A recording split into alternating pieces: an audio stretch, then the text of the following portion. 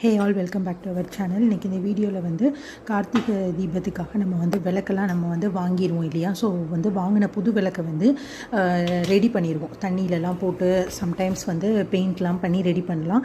So அந்த ready பண்ண விளக்கில் வந்து நம்ம நாளைக்கு தீப திருநாள்னால் இன்றைக்கி வந்து பொட்டு வைக்கிறது வந்து எப்படியும் ஒரு 2 to 3 hours அதுக்கே எடுத்துரும். ஸோ நீங்கள் 50 விளக்கு அந்த மாதிரி எடுத்துருந்தீங்க அப்படின்னா விளக்குக்கு பொட்டு வைக்க ரொம்ப நேரம் எடுத்துரும். ஸோ அந்த மாதிரி இல்லாமல் ஒரு 100 விளக்கு இருந்தாலும் ஒரு நிமிஷத்தில் வித்தின் ஒரு 2 minutes அப்படிங்கிற டைம்லக்குள்ளே வந்து நம்ம எப்படி வந்து பொட்டு வைக்கலாம் அப்படிங்கிறத நம்ம பார்க்க போகிறோம். நான் இங்கே வந்து மஞ்சளும் குங்குமமும் எடுத்துருக்கிறேன்.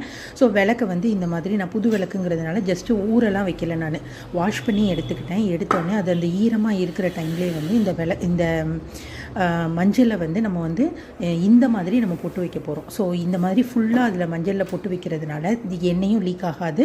அண்டு எப்படி பொட்டு வைக்கலாங்கிறத பார்க்கலாம். இந்த மாதிரி ஈரமாக இருக்கிறத வந்து ஃபுல்லாக நீங்கள் வந்து தலைகீழாக திருப்பிட்டு இப்படி டிப் பண்ணி எடுத்திங்கன்னா அதில் வந்து மஞ்சள் வந்து அப்படியே கோட் ஆகிரும்.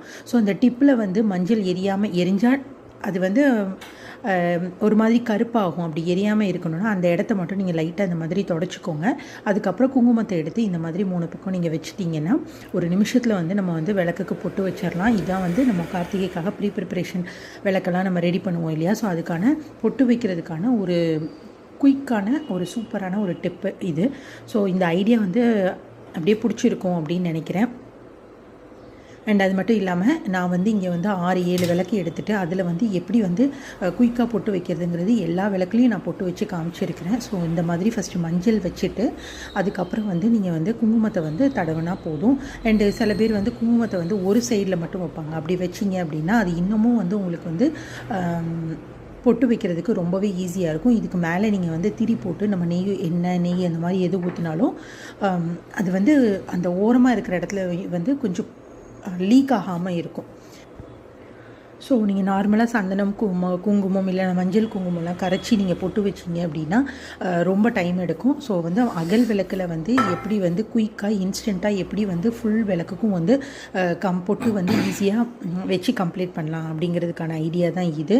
அது மட்டும் இல்லாமல் நம்ம சேனலில் வந்து காமாட்சி அம்மன் விளக்கு அலங்காரம், குத்து விளக்கு அலங்காரம், அகல் விளக்குக்கு பெயிண்ட் பண்ணுறது அண்டு அகல் விளக்குக்கான டிப்ஸு, அது மட்டும் இல்லாமல் நம்ம ஃப்ளவர் வச்சு எப்படி வந்து விளக்கு முன்னாடி என்ட்ரன்ஸில் எப்படி வந்து டெக்கரேட் பண்ணலாம் அண்டு நம்ம அகல் விளக்குக்கு வந்து அணையாமல் இருக்கிறதுக்கு என்னெல்லாம் பண்ணலாம் அப்படிங்கிற எல்லா டிப்ஸும் நம்ம சேனலில் வந்து டே டு டே வரப்போகுது. வந்துட்டு ஏற்கனவே நாங்கள் ஆல்ரெடி போஸ்ட் பண்ணிட்டோம். ஸோ பார்க்காதவங்க நம்ம சேனலை விசிட் பண்ணி பாருங்கள்.